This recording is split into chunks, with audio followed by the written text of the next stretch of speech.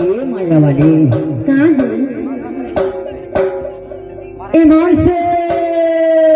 आज वही बात बतिएगा तो हम सब बताने की थोया हाँ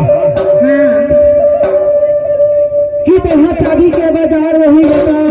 तो कसतिया बनावे का नहीं अभी मुलाकात करे खातिर की थाओ आ जाऊंगा अबे हाँ कबर की तो इंतजार की घड़ी हो बजना थे आ माया वाले ऐसे तो जिसे कपड़े टूरी होती थे कि मैं जरूर होती के हाँ और वादल भुला की नहीं आवत है पर मैं जरूर आऊंगा देख भाई मोर वादल झन भुला देवी की थाओ नहीं भुलावा मोर संग मिले खातिर अबे ना आहू जी चल देखे ना होही ठीक है ठीक है हाँ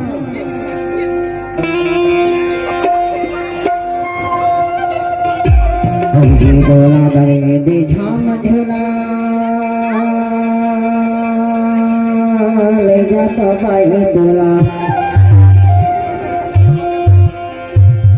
पढ़ी डोला दरे दे झाम झोला ले जाता भाई डोला कठोरिया बाजार जाता टोला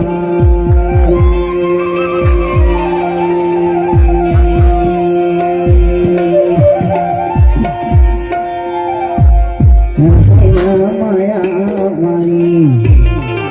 काठोटिया बाजार जाता टोला